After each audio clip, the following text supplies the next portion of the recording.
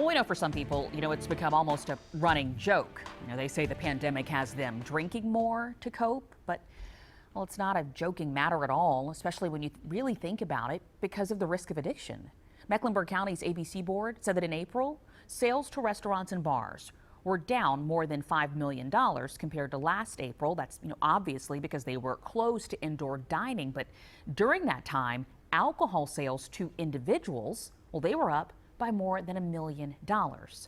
One local man can relate to that on a lot of levels. He grew up around alcoholism and he's lived it himself. He's now helping others struggling with substance use issues, but he told me this pandemic is making that a lot harder. My whole family was chaos all my life. The Calvin Harville of today is a lot different from the Calvin Harville of the past. My father was an alcoholic, a raging alcoholic, and so there was no good memories of growing up. And I didn't want to go down that road, but I ended up going down that same road. He told me he lost his dad and two brothers to alcoholism and never could beat it himself. And that pain, it kept coming back. Every day it would show up as a grown man. And I grew up old school, you didn't talk about what was going on in that house. And years had passed, and years of drinking and drugging took its toll on me. Today, things are different. He's a father and grandfather. He works now as a peer specialist with Atrium Health, helping people struggling with addiction the way he used to. He says the pandemic has changed everything. Recovery is kind of a difficult situation right now. Charlotte has about 250 AA meeting groups. Most have had to go online or by telephone, which Calvin knows does not work for everyone. For the people that don't know about Zoom and things, that maybe don't have the capability to even have a cell phone and things like that, that's the hardest hit ones, because they used to be able to go to a meeting.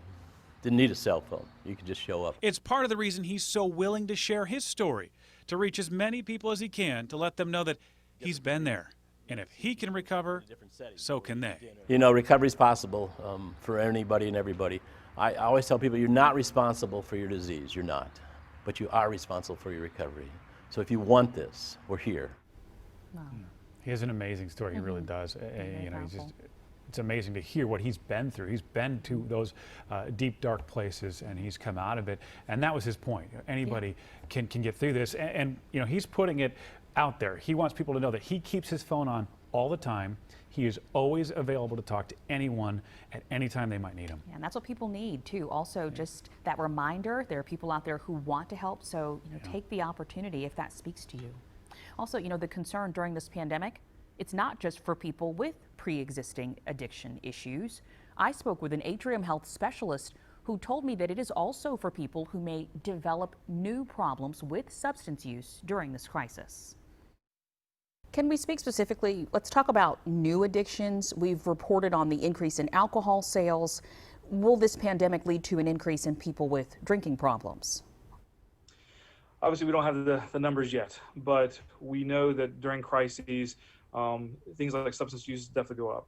And so also with the availability and legality of alcohol, it is definitely one of the more prominent ones to happen.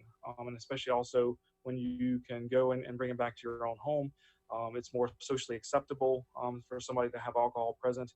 And so, yeah, we definitely foresee there's going to be possibly a boom in alcohol-related issues coming forward. Now, whether that's full-on substance use disorders, issues just with, kind of coping with it and maybe not a healthy way, or unfortunately, as we start opening back up different phases, things like driving while impaired and those kinds of things as well. Opioids and other types of drugs, are you seeing an increase there as well? I wouldn't necessarily say an increase. I would say right now still pretty steady. Obviously, that has not gone away either. Just because we've had a pandemic doesn't mean it snapped its fingers and decided to go away. So we are still in the throes of the opioid epidemic. So what are the warning signs of an addiction? Well, they include mood swings, irritability, especially if you bring up the topic of their drinking or their drug use, defensiveness, secrecy. There may also be some physical changes like weight loss. If you need to speak to someone about an addiction or any other mental health issue, Atrium Health has a helpline. It's open right now, and this is 24/7. Here it is, 704-444-2400.